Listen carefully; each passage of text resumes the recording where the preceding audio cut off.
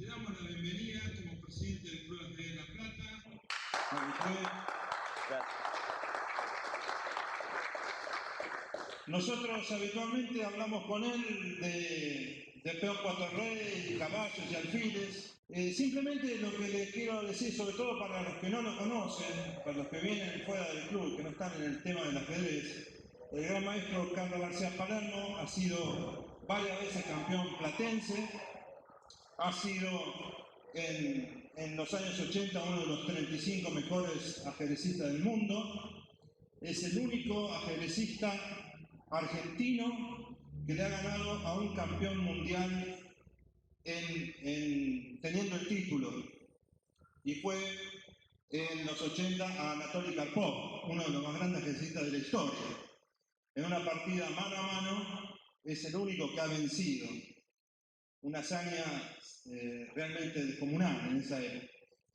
Y además, una última de las hazañas que ha hecho, en noviembre ha jugado un torneo en Italia, el Campeonato Mundial para mayores de 50 años, y ha salido cuarto entre más de 100 participantes. Es decir que los que somos mayores de 50, de los que me cuento, solamente hay 3 ajedrecistas en el mundo mejores que el maestro, con lo que para nosotros es un gran honor tenerlo en esta fecha. Así que muchísimas gracias por venir. Bueno. Gracias. Un libro en donde Carlos ha escrito cosas como estas, y esto va a salir como puntapié para iniciar la charla. ¿Qué hacemos nosotros, el conjunto de todos los ajedrecistas de todos los tiempos? Hablo de todas las personas que se han enfrentado al juego, que lo han estudiado, que han dejado sus horas en él, que han escrito y leído libros, que han viajado y jugado torneos y torneos, que crean y venden revistas, que componen problemas, que organizan o patrocinan torneos, que presiden instituciones locales, nacionales e internacionales, que preparan sus aperturas, que se enojan cuando pierden y se alegran cuando ganan, que han amado el ajedrez por sobre todas las cosas y le han dado sentido a sus vidas enteras a través suyo, que juegan al personaje misterioso frente al mundo no ajedrecista. ¿Qué estamos haciendo? ¿Acaso a nadie se le ocurre parar la pelota y preguntarse, ante la contemplación de este macro fenómeno, que es un juego tan complejo, jugado e investigado por tanta gente a lo largo de tanto tiempo? ¿A nadie se le ocurre contemplar todo esto y preguntarse, ¿qué es lo que estamos haciendo en realidad? ¿A nadie se le ocurre dibujar un enorme signo de pregunta en su cabeza y detenerse un poco en él, sin aferrarse a la primera respuesta fácil y tentadora? ¿Qué estamos haciendo, Carlos? Bueno, gracias por todos los elogios, las exageraciones, y es un placer estar aquí hoy con ustedes. Sí, en realidad, bueno, todo esto es nuevo para mí, porque yo no estoy muy acostumbrado a mostrarme de una manera tan íntima con las cosas que he escrito.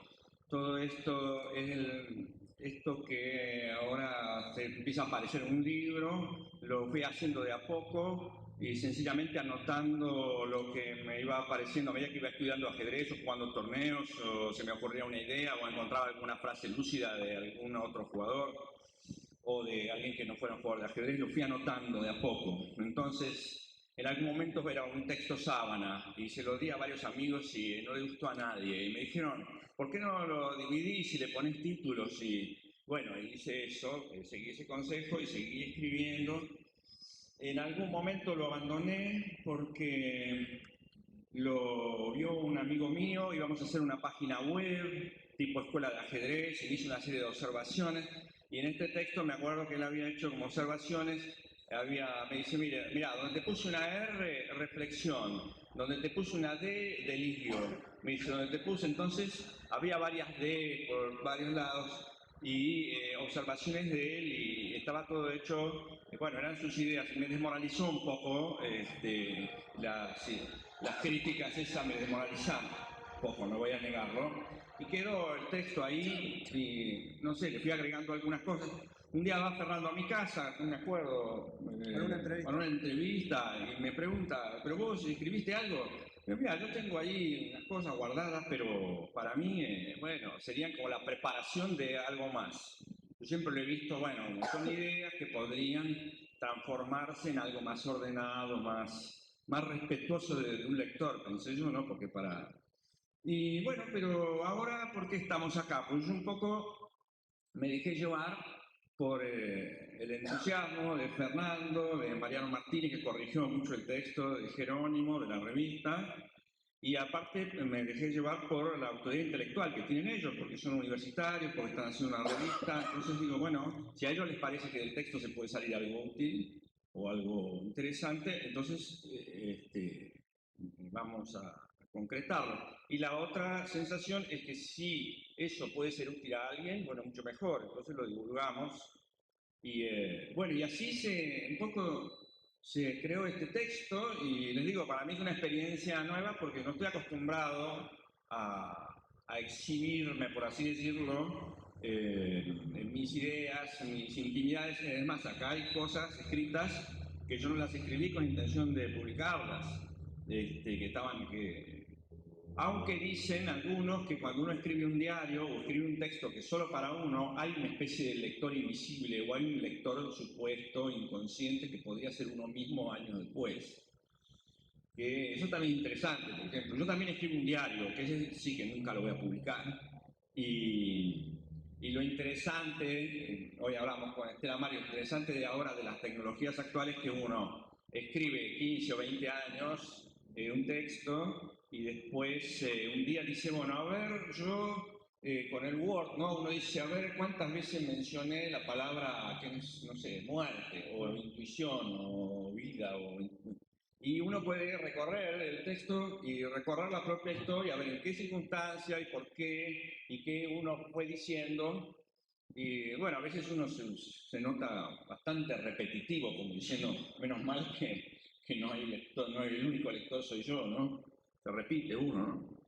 Pero bueno, sí, vamos a una recorrida un poco por los textos que puedan representar algo, puedan motivar algo. Yo estuve releyendo hoy algunas cosas, bueno, ya no estoy de acuerdo con algunas cosas que están aquí, algunas cosas no las entiendo tampoco, o sea, las tendrías que pensar a ver qué quise decir, pero bueno, en realidad me hacen un honor con toda esta movida, ¿no? Y con la presencia de ustedes.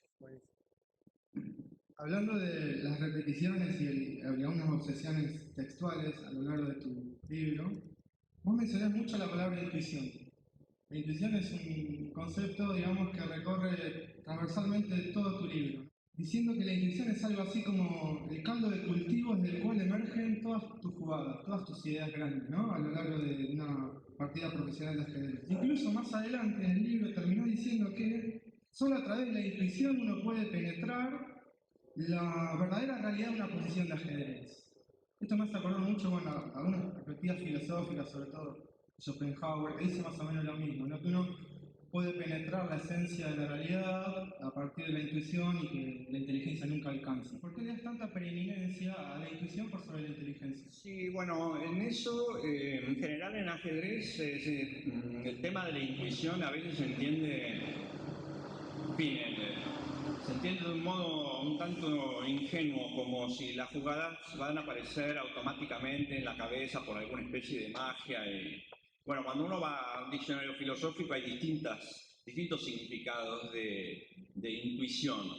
Yo me quedo con, o sea, lo que escribí ahí seguramente bajo influencia de Bergson, filósofo francés, que tiene un concepto un poco distinto de la intuición, en el sentido de que él dice que la intuición, no sé si lo voy a decir bien, pero me van a corregir, es algo así como que el sujeto penetra al objeto. El sujeto se mete dentro del objeto.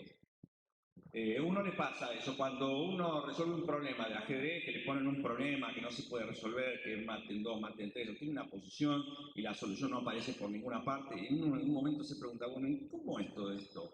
Y uno como que se mete adentro a la posición. ¿No? Y entonces puede ser que lo resuelva. es algo así como una identificación con el objeto. Creo que, bueno, el diccionario filosófico que yo tenía, que era el diccionario Herder, en el capítulo de intuición, allí lo explica. Y bueno, yo no soy un especialista en el tema, ¿no? Pero me quedé un poco con eso, que creo que uno que lo vivencia sencillamente, ¿no?